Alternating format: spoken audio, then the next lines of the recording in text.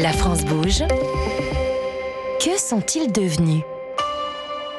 Cette start-up, c'est Chronix. Bonsoir Pierre Coll. Bonsoir. Vous avez 30 ans, c'est ça ? Oui. Vous avez grandi dans une famille de musiciens. Ouais, c'est ça. Vous-même, vous êtes violoniste, mais aussi technicien de spectacle. Et l'idée d'entreprendre s'est faite en 3 temps. D'abord, pendant votre plus tendre enfance. La première envie de monter votre entreprise, c'était pendant l'enfance où vous faisiez de la sonorisation parce que vos parents, je crois, jouaient de la musique folk pour faire danser les gens dans les bals. Ouais, c'est ça. C'était ça ? Jusqu'à ce que que j'ai fait assez d'études en musique pour pouvoir jouer avec eux.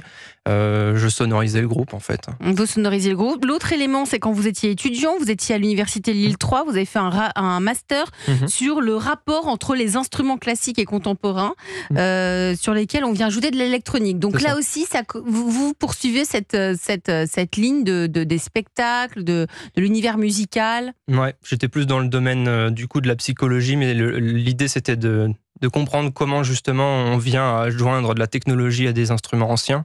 Et ça faisait écho pour moi à ce que je vivais en spectacle, puisque j'ai toujours été passionné de spectacle vivant. Donc voilà, c'était le rapport intéressant qui a fait qu'un jour je me suis dit il faudrait que je crée quelque chose pour ça. Et l'autre élément, c'est le Puy du Fou, parce que vous êtes un fan depuis gamin du Puy du Fou. Ouais, depuis que j'y suis allé la première fois, ouais. Et donc, vous avez, pendant 1 mois, avant de créer votre entreprise, vous êtes allé au Puy du Fou, vous êtes allé en immersion, vous avez travaillé donc pour Nicolas de Villiers, pour le Puy du Fou. Ouais. C'était une belle expérience. Ouais, c'était une expérience intéressante. C'était aussi la première fois que je travaillais pour une entreprise.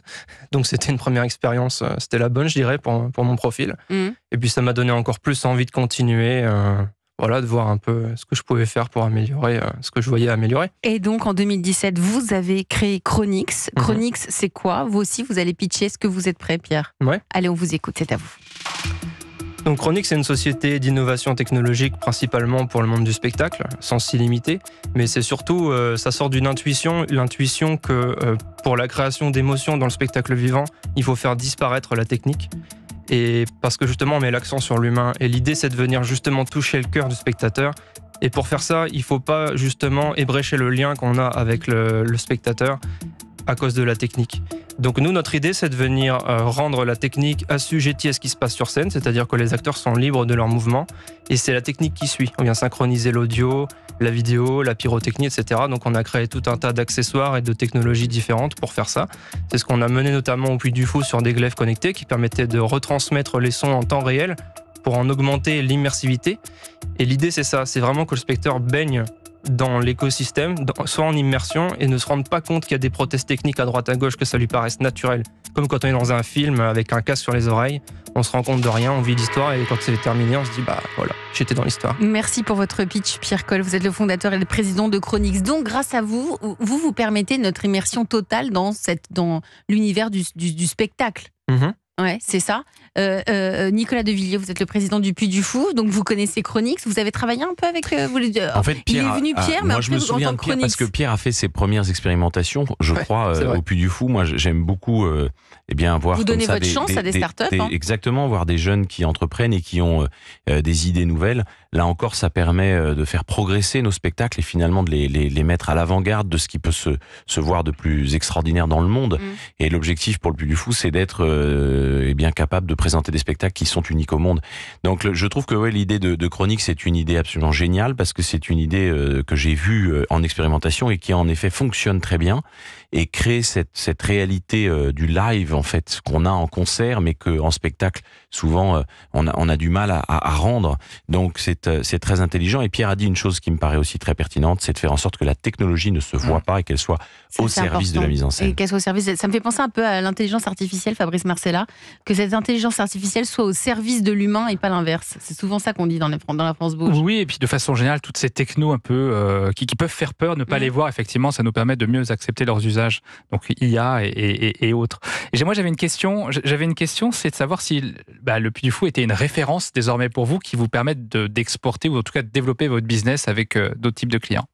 D'avoir travaillé avec le Puy du Fou, ça me permet effectivement d'être plus crédible.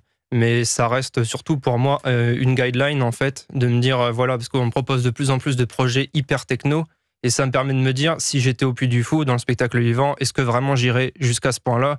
Souvent, je me dis non. Donc c'est votre repère, le Puy du Fou. C'est beau. Non, mais c'est ma référence en termes d'immersion, en termes d'expérience spectateur. Je me projette dans le Puy du Fou et je me dis, là, non, on va trop loin, on va sortir, ça va devenir techno. Non, c'est-à-dire que vous, avec votre technologie, Pierre Coll, c'est que quel que soit l'endroit où le spectateur regarde, il y a des bruitages, il y a des choses qui se passent, mais ça rend naturel.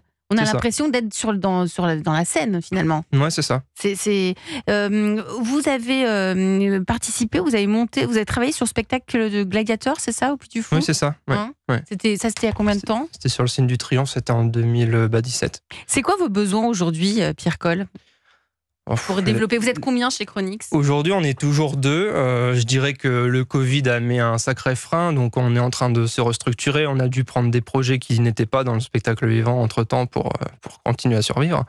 Et aujourd'hui, on est amené à concevoir des machines carrément, notamment des machines qui pilotent des jets d'eau, des machines qui pilotent des flammes, pour être au cœur de la machine, parce qu'en fait, ça suffit plus de la piloter de l'extérieur par les moyens standards. Il y a des moyens, on est obligé carrément de mettre les mains dans le cambouis, et je dirais qu'on a pas mal évolué grâce à ça, mais ça suit son cours. Et effectivement, j'ai besoin aussi d'avoir plus de chances, comme avec le Puy du Fou, de tester de nouvelles choses dans des territoires où on est déjà sur un terrain d'expérimentation grandeur nature et où on peut tester des choses justement incroyables et spectaculaires. Pierre, il faut qu'on se revoie vite alors. Voilà.